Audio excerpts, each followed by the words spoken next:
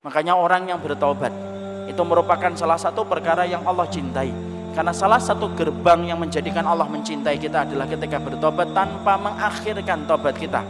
Karena sesungguhnya ketika saya dan antum mengakhirkan tobat, ataupun ketika kita menjadi walinya Allah di tengah keramaian dan masih setia untuk menjadi walinya setan di tengah kesepian, ingat ikhwan, sesungguhnya kita sedang menggadaikan cinta kita untuk kemudian ditolak oleh Allah ketika kita tidak menebus diri kita untuk banyak bertobat dan menyesali kemaksiatan dan dosa yang kita lakukan. A'udzu billahi minasy syaithanir rajim. Bismillahirrahmanirrahim.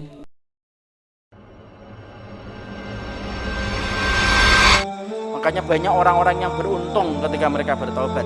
Fudail bin Iyad, seorang ulama yang dulunya itu adalah pembegal, maling besar, terkenal. Tapi ketika bertobat menjadi ulama besar yang bernama Fudail bin Iyad. Coba kalau Fudail bin Iyad tidak kemudian bertobat, maka tidak ada yang mengenal nama Fudail bin Iyad sampai hari ini. Tapi kenapa nama Fudail bin Iyad kita dapatkan dalam kitab? Karena dia bertobat. Ketika mendengar salah satu ayat dibacakan, maka kemudian dia bertobat. Ada namanya Malik bin Dinar, peminum khamr. Kerjaannya tiap waktu minum khamr, dan bertambah minuman khamr yang dia tenggak ketika mendapati putranya meninggal dunia. Tapi perhatikan ketika kemudian Malik bin Dinar bertobat ketika bermimpi dia dikejar dengan ular yang begitu besar, menjumpai anaknya di dalam mimpinya, tetapi anaknya tidak membantu dan tidak menolongnya. Dia berkata di dalam mimpi itu kepada anaknya, "Wahai anakku, kenapa kamu tidak menolong bapakmu?" Anaknya berkata, "Karena engkau adalah penenggak minuman khamr yang terlaknat di hadapan Allah." Bangun Malik bin Dinar, dan akhirnya kemudian beliau bertobat dengan tobatan nasuha. Jadilah beliau ulama besar yang bernama Malik bin Dinar, yang sekarang sering kita jumpai di dalam kitab-kitab. Ada salah satu nama yang besar yang disebut dengan Malik bin Dinar.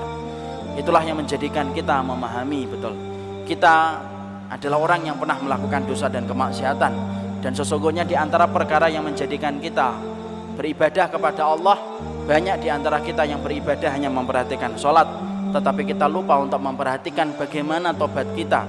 Dan tobat itu merupakan salah satu perkara yang Allah cintai dari kehidupan hambanya.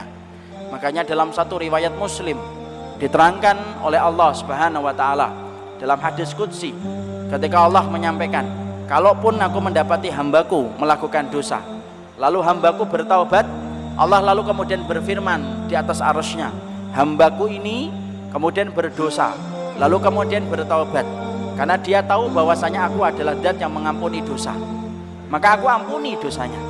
Kemudian hamba ini melakukan dosa kembali setelah diterima tobatnya, kemudian dia melakukan kemaksiatan kembali, bertobat kembali.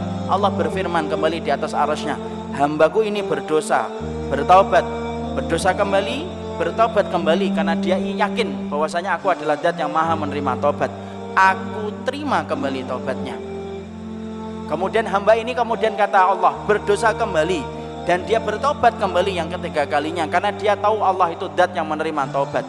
Maka kemudian Allah kembali menerima tobatnya, karena dia tahu, kata Allah, Allah mengetahui bahwasanya hamba ini ketika bertobat karena yakin bahwasanya Allah itu adalah Ghafur dan Allah memberikan tobatnya. Hamba itu, kata Allah, melakukan dosa kembali yang keempat kalinya, maka Allah kemudian berfirman di atas arasy-Nya, if'alu ma syi'tum fa innaka maghfurun. Berbuatlah semaumu selama kamu bertobat dengan tobatan nasuha, selama itu pula aku akan selalu mengampuni dosa-dosamu. Imam Nawawi, salah satu di antara muridnya Imam Syafi'i, kemudian berkata di dalam syarah Sahih Muslimnya, kalaupun ada manusia yang melakukan dosa, 100 kali dia melakukan dosa, lalu kemudian dia menebus dirinya dengan 101 ketika bertobat, Allah terima yang ke-101-nya, dan Allah lupakan 100 kali dia kemudian melakukan dosa. Kalaupun ada seorang hamba, kata Imam Nawawi, melakukan 1000 dosa, berulang-ulang dia melakukan dosa itu, lalu kemudian ke-1001-nya dia bertaubat, Allah lupakan 1000 dosa yang dia lakukan, dan Allah terima 1001-nya. Karena Allah ingin menegaskan bahwasanya Allah adalah Ghafurur Rahim. Dan itulah yang menjadikan kita memahami betapa besarnya nilai tobat dalam kehidupan seorang hamba.